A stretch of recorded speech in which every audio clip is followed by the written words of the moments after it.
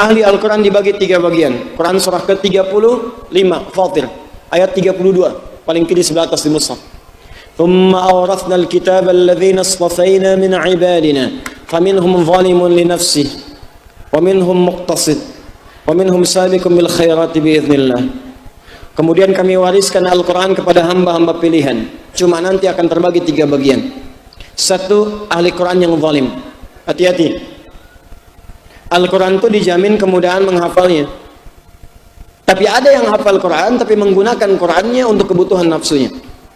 Sekarang ditemukan ahli Quran sengaja kemana-mana hanya untuk menjual Quran untuk keuntungan dunia semata. Ahli Quran jadi penipu, menipu dengan fatwa. Ahli Quran jadi penipu, motong-motong ayat untuk dapat urusan dunia semata. Ini ayatnya begini dipalingkan maknanya. Ada sekarang.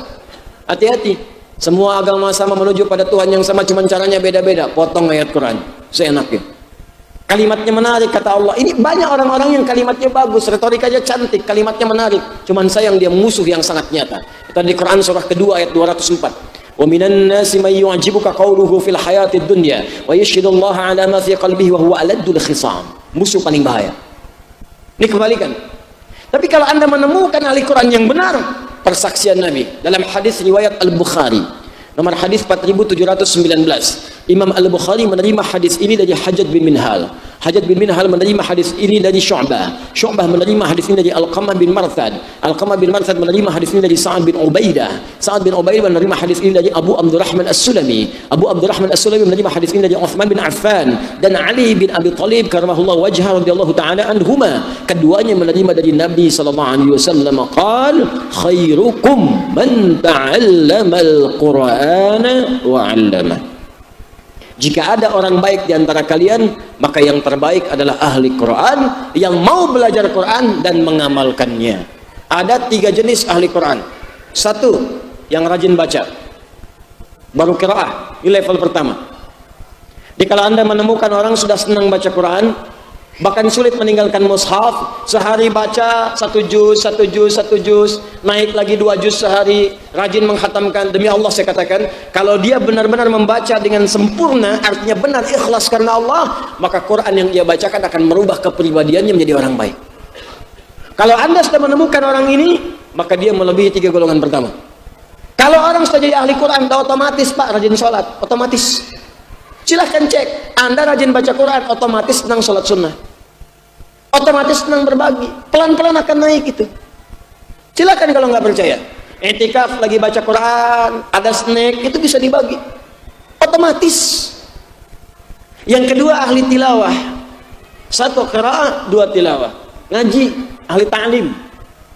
Bahas surat ini, bahas surat ini, bahas hadis ini. Kalau Anda menemukan ahli ta'lim yang benar, ta'limnya mencari keikhlasan, ta'lim mencari kekuatan iman, ta'lim mencari wawasan ilmu, iman dan ilmu. Yarfa'illahu alladhina amanu walladhina utul ilma darajat. Jadi dia mencari keimanan pada Allah dan mencari wawasan keilmuan. Anda buru orang ini, Anda jadi orang baik. Silakan kalau nggak percaya. Makanya banyak dulu para ulama menikahkan anaknya itu dengan para ahli ta'lim. Murid-murid yang baik datang ini dan seterusnya, ahli Quran. Yang ketiga tahfidz, menghafal Quran. Wah sudah ini, tapi menghafalnya benar. Cirinya apa? Penghafal Quran yang benar, maka Qurannya akan membimbing dia pada kebaikan. Lembut, sopan, jujur, objektif, cinta kedamaian, cinta kenyamanan, tapi tetap menjaga hukum-hukum Allah Subhanahu wa taala dan Rasulnya sallallahu alaihi wasallam. Jika menemukan yang seperti itu, dia orang paling hebat.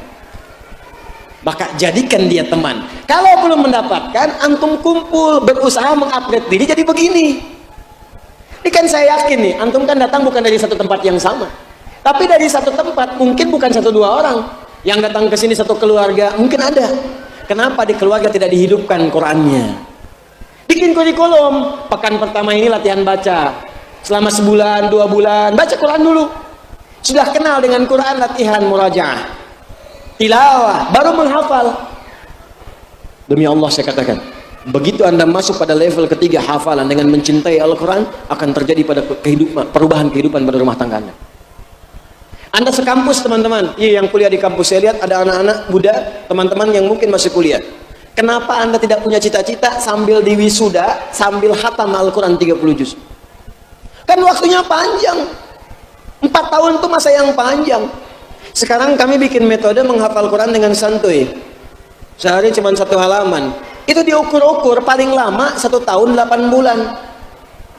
Paling lama. Lebih cepat lagi bisa setahun. Anda kuliah sambil menghafal Quran paling santai, paling selama-lamanya 2 tahun.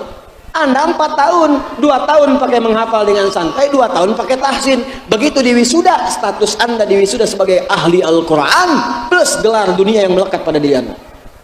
Demi Allah saya katakan, begitu nama Anda dipanggil, nama Fulan bin Fulan, sarjana ekonomi, IPK 4,00. Selama dia kuliah di kampus ini menghafal Quran, kita wisuda sebagai ahli Al-Quran yang hafal juga 30 juz.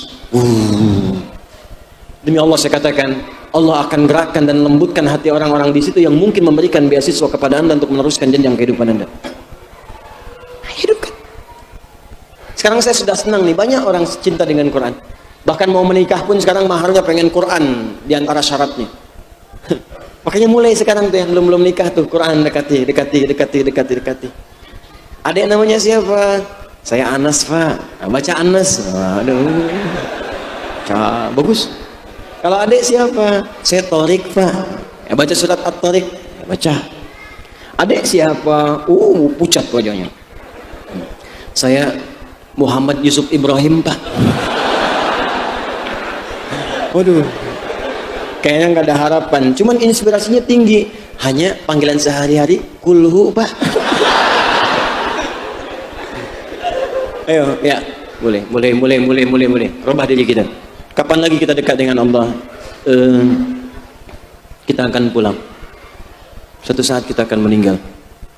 Dan kita tidak tahu, mungkin malam ini kita kembali atau besok lusa kita berpulang. Karena itu perbaiki diri kita, minimal baik menurut Allah Subhanahu wa Ta'ala.